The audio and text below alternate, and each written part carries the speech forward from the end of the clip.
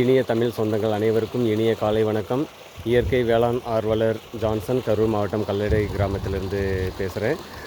இப்போ நமக்கு தெரியுது, இந்த கேமரா முன்னாடி வந்து பார்த்திங்கன்னா வயல் பார்க்குறோம். இதில் பார்த்திங்கன்னா இப்போ தான் வந்து பூட்டு வரக்கூடிய டைமாக இருக்குது. இந்த பூட்டு வரக்கூடிய டைமில் வந்து நம்ம கடல் பாசி உரங்கள் வந்து நம்ம வந்து கண்டிப்பாக கொடுக்க வேண்டியது அவசியம். அப்போ தான் வந்து மணிகள் வந்து நல்ல சூப்பராக நல்லா வரும், பெருக்கும், பூக்கள் வந்து உதிராமல் இருக்கும்.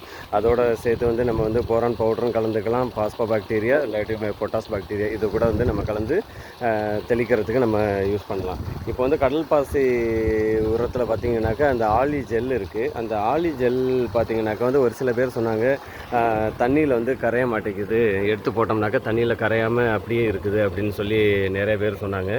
இப்போது பார்த்திங்கன்னா நான் ஆலி ஜெல் வந்து இயற்கை கனிஷ்கா ஆர்கானிக்ஸ்லேருந்து நான் வாங்கியிருக்கிறேன். இப்போ இதை வந்து நான் வந்து ஒரு கை எடுத்து இதில் வந்து போட்டு கலக்கிறேன் பாருங்கள்.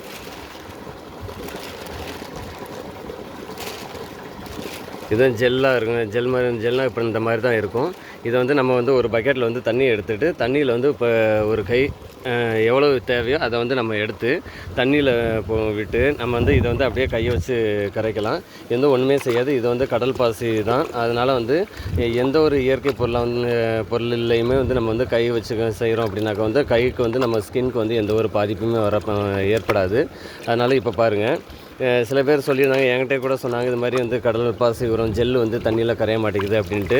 நான் நிறைய பேர் பண்ணுற தப்பு என்னன்னாக்கா, இதை அப்படியே எடுத்து பக்கெட்டில் வச்சு அது மேலே தண்ணியை ஊற்றி கரைக்கிறதுக்கு ட்ரை பண்ணுவாங்க. ஃபுல்லாக வந்து ஜெல் அதிகமாக இருக்கும், தண்ணி கொஞ்சமாக ஊற்றி இது பண்ணுறதுனால கூட அது மாதிரி கரையிறதுக்கு வாய்ப்பு இல்லாமல் இருக்கும். அதில் வந்து கரைக்கிறது வந்து இதான் ப்ரொசீஜர். ஒரு பக்கெட்டில் வந்து தண்ணி எடுத்துக்கணும். தண்ணி எடுத்துக்கிட்டு கொஞ்சம் கொஞ்சமாக நம்ம வந்து இதிலேருந்து எடுத்து போட்டு நம்ம வந்து கரைக்கணும். இப்படி கரைச்சோம் அப்படின்னாக்கா வந்து தண்ணியில் வந்து ஃபுல்லாக வந்து நமக்கு ஜெல் ஃபுல்லாக சூப்பராக கரைஞ்சிரும். இது இப்போ பாருங்கள், உள்ளே எதுவுமே இருக்காது, நல்லா கரைஞ்சிருச்சு தண்ணியில்.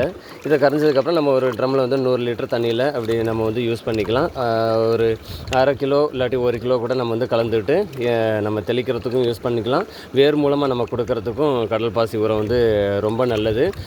மண் வளமும் நல்லா பாதுகாக்கப்படும். இப்போ வந்து பூட்டு வர்ற சமயம் பார்த்திங்களா, அதனால் இதுக்கு வந்து கடல் பாசி உரம் கொடுத்தோம்னாக்க வந்து இது வந்து நல்ல மணிகள் வந்து நல்ல பெருக்கும், நல்ல பால் பிடிக்கும். அதுக்காக தான் நம்ம வந்து கடல் பாசி உரம் வந்து கொடுக்குறது.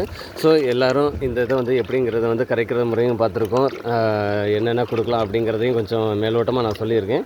அதனால் வந்து எல்லோரும் இயற்கை விவசாயம் செய்வோம், மண் வளத்தையும் பாதுகாப்போம், அப்புறம் நம்ம உடல் ஆரோக்கியத்தையும் நம்ம பாதுகாக்கணும்.